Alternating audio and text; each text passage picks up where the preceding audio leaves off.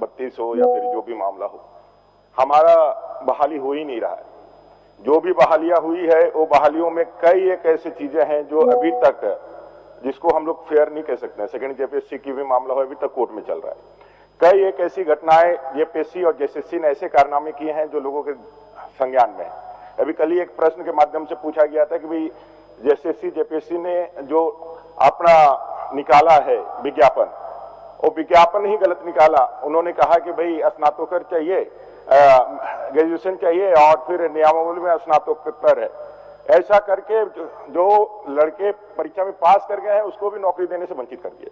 तो मेरा ये कहना है महोदय, इस अच्छी मंशा से भले ही लाया गया हो, लेकिन इसके माध्यम से जो जेपीएससी जेएसएससी जैसी जो संस्थाएं हैं वो अपने गलतियों को छिपाने के लिए, अपने गलतियों पे किसी प्रकार से जो आए दिन होता है, कुछ भी वैकेंसीज निकलती है उसमें जो त्रुटियां होती है छात्र निकाल करके लेकर के आते हैं, सोशल मीडिया में आता है, अखबारों में आता है, वो सारे लोगों को भय पैदा करने के लिए, सारे लोगों पे डर पैदा करने के लिए, सारे लोगों को खामोश कराने के लिए, चुप कराने के लिए यह बिल लाया गया है। इसमें जो भी विषय है वो छात्रों को एक तरह से इतना ज्यादा डराने धमकाने के लिए कि कुछ भी कर ले।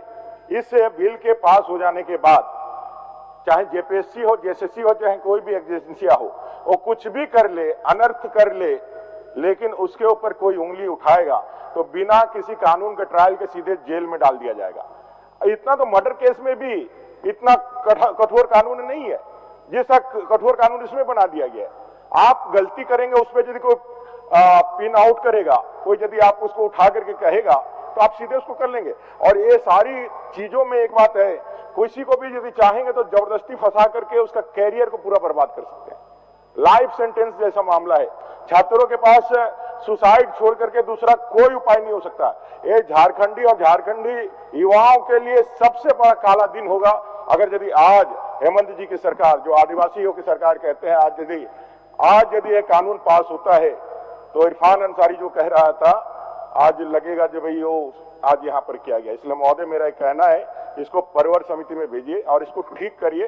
ठीक करके कम से कम युवाओं के भविष्य को देखते हुए इसको परिवर समिति में भेजा जाए महोदय। और कुछ नया बात है नवीन जी, आप अपना विचार रखिए। अध्यक्ष महोदय, झारखंड प्रतियोगी परीक्षा भर्ती में अनुचित संसाधनों की रोकथाम एवं निवारण के उपाय विधेयक 2023, जो ये विधेयक लाया गया है महोदय, 2001 में भी इसमें लागू है और आज 22 साल के बाद ये ला के ये सीधी हड़बड़ी में लाया हुआ विधेयक है। महोदय, मैं यही आपसे निवेदन करूंगा, जैसे कई माननीय सदस्यों ने पारा 23, पारा 22 के बारे विस्तृत में उसको रिपीट नहीं करना चाहता हूं, लेकिन ये विधेयक जो है ये काला कानून है। आज झारखंड में जो लड़ाई चल रही है, अगर जो परीक्षार्थी और जो एग्जामिनर जो लड़ रहे हैं, जहां पर से एग्जाम हो रहा है, जो एग्जाम देने जा रहे हैं, अगर कोई परीक्षार्थी उस पर उंगली उठा रहा है, उस पर आरोप लगा रहा है, या उसको कोई राजनीतिक दल या राजनीतिक के विधायक या नेता कोई उसको सहयोग कर रहे हैं, उसकी आवाज को दबाने का और बंद करने का ये साजिश है। जो 26,000 नौकरियां अभी आने वाली है, वो चोर दरवाजे से कैसे घुस जाए, कैसे उसमें चारों तरफ से दरवाजा खोला जाए और आवाज को दबाने के लिए ये विधेयक लाया जा रहा है। अध्यक्ष महोदय, मेरा आपसे अनुरोध है कि इस पर प्रवर समिति को भेजते हुए निर्देश के साथ और इसमें 30 दिन के अंदर इसका रिपोर्ट लिया जाए। ये अगर विधेयक पास हो गया अध्यक्ष महोदय, तो हजारों लाखों छात्र छात्राएं सड़क पर उतरेंगे इस विधेयक के खिलाफ। अध्यक्ष महोदय, मैंने पिछले सदन में भी कहा था, जब कृषि विभाग का विधेयक जो आया था, कृषि बिल आया था, वही हुआ जो सरकार फिर बैकफुट में गई। और ये विधेयक अगर पास होगा अध्यक्ष महोदय, आप गार्जियन हैं, आप संरक्षण इसको देने का काम करें। इतना हड़बड़ी क्या है? आप पूरा अभी सुप्रीम कोर्ट का जो गाइडलाइन है उसका भी आप बिना जांच का एफआईआर किए बिना आप किसी को जेल में ठूस देंगे। तो इसका मतलब है नौजवानों को, छात्रों को धमकाने के लिए बिल लाया गया है और कोई विधायक, कोई नेता उसका सहयोग नहीं करे, उसका कैरियर दांव में लग जाए, उसकी आवाज को चुप कराने के लिए लाया गया है। इसीलिए मेरा निवेदन है, इसको प्रवर समिति में भेजने का निर्देश दिया जाए। माननीय सदस्य अमित कुमार मंडल जी, कोई नया विचार है तो बिना इसको दोहराते हुए। बिना रिपीट किए हुए अध्यक्ष जी जी जी। झारखंड प्रतियोगिता परीक्षा भर्ती में अनुचित साधनों को रोकथाम व निवारण के उपाय विधेयक 2023 प्रवर समिति को इस निर्देश के साथ भेजा जाए कि वह अपना प्रतिवेदन 30 दिनों के अंदर दे। और इसके पीछे का कारण है अध्यक्ष महोदय, जैसा माननीय सदस्यों ने कहा कि यह काला कानून है और ये कोई नया चीज नहीं है। इससे पहले भी काला कानून आया है भारत में, रॉलेट एक्ट, जिसमें कोई भी भारतीयों को बिना मुकदमा किए, अदालत किए जेल में बंद कर देने का प्रावधान था। और वो किसने लाया? ईस्ट इंडिया कंपनी ने लाया। आज की डेट में जो INDA फॉर्म हुआ है अध्यक्ष महोदय, उसमें ईस्ट जोड़ दिया जाए और इनके तरफ अंकित किया जाए अध्यक्ष महोदय, तो एक और नया काला कानून लाने का तैयारी ये ईस्ट इंडिया कंपनी कर रही है अध्यक्ष महोदय। और ये काला कानून इसलिए है अध्यक्ष महोदय क्योंकि मैं 2 उदाहरण आपको देता हूं। एक JPSC की परीक्षा हुई थी और JSSC की परीक्षा हुई थी। और JPSC की जब परीक्षा हुई थी 7 से 10 तो सीरियल वाइज सबका रिजल्ट आउट कर दिया गया था। हर सेंटर में देखा गया था अमूमन सीरियल वाइज लोग पास कर गए थे।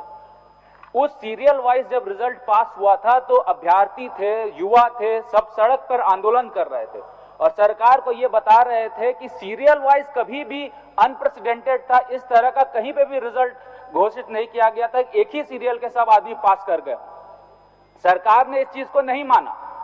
क्या हुआ? क्या पूरे जो युवा हैं वो सड़क पर आ गए, पूरे जो युवा हैं आंदोलन करने लग गए। सरकार डिनायल मोड में रही, लाठी चार्ज हुआ, आयोग के पास बात कही, आयोग ने कहा ये गलत है, ये भ्रामक है, ऐसा कुछ नहीं है। लेकिन बाद में नेचुरल जस्टिस के तहत सरकार ने एक वर्ड यूज किया कि नेचुरल जस्टिस के तहत ऐसा हो सकता है कि गलती हुई हो, लेकिन अब जो पास हो गया वो पास हो गया, उसको हम कुछ नहीं कर सकते। अब मान लीजिए कि ये एक्ट उस समय प्रभावी रहता, ये बिल उस समय एक्ट बना रहता, प्रभावी रहता, तो सरकार ईस्ट इंडिया कंपनी उस समय इस एक्ट का हवाला देके जितने भी युवा आंदोलन कर रहे थे सड़क पर, जितने भी मीडिया कर्मी उस चीज को कवर कर रहे थे, सबको जेल के अंदर ठूस देती। उसके बाद JSSC की परीक्षा हुई, JSSC में JEE की परीक्षा हुई। JEE की परीक्षा में अभ्यर्थियों ने कहा कि रिजल्ट आउट हो गया है। सरकार डिनायल मोड में रही, सरकार ने यह नहीं माना कि रिजल्ट आउट हुआ है। 1 महीने तक जद्दोजहद चलती रही। बाद में सरकार ने दबाव में आकर इसमें जांच बैठाया, जांच बैठा के ये पता चला कि सही में रिजल्ट आउट हुआ था। अब मान लीजिए कि 1 महीने के अंदर जब सरकार इसको डिनायल मोड में थी, उस समय सरकार बोलती जो परीक्षार्थी जो केंद्र में गए हैं एग्जाम देने और इस चीज को गलत बता रहे हैं और भ्रामक खबर चला रहे हैं, तो वैसे सारे परीक्षार्थियों को सरकार जेल के अंदर ठूस देती। ये ईस्ट इंडिया कंपनी का काला कानून रहता। अब सरकार को चाहिए कि इन सब चीजों में अगर सही मायने में चाहती है कि सरकार जो एग्जाम सेंटर है उसको कदाचार मुक्त कराना है, तो इसमें ऐसे कठोर प्रावधान जो सरकार ने दिए हैं उसको हटाए।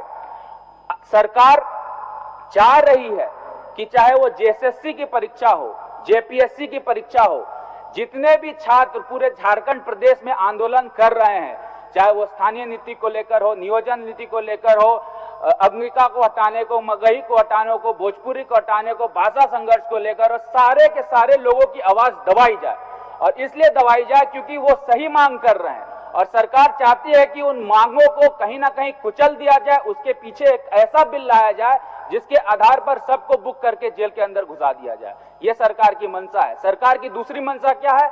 चाहे वो JSSC हो या JPSC हो, 26,000 नियुक्तियां जब होगी, उसमें अगर पैसे का बंदरबांट होगा तो कोई भी अभ्यर्थी अगर इसके खिलाफ आवाज उठाएगा, कोई भी मीडिया इसके खिलाफ आवाज उठाएगा तो उसकी आवाज को दबा दिया जाएगा।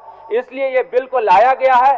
सरकार की मंशा भले ही ठीक हो सकती हो, मैंने माननीय मुख्यमंत्री जी का स्टेटमेंट डुमरी में भी सुना था। उनका कहना था कि परीक्षा के सेंटरों में कदाचार को हम लोगों को फ्री करना है, लेकिन जो बोला जाता है और जो बिल आता है दोनों में अंतर होता है। और ये बिल काला कानून है, और ये बिल काला कानून मैं इसलिए कह रहा हूं कि ईस्ट इंडिया कंपनी ने जिस प्रकार रोलेट एक्ट लाया था, उस प्रकार ये ईस्ट इंडिया कंपनी ये काला कानून ला रही है। इसीलिए इसको प्रवर समिति में भेजा जाए, और बाकी जो बात उल्लेख है खंड में, खंड सा जब लेंगे तो उस पर हम लोग चर्चा करेंगे।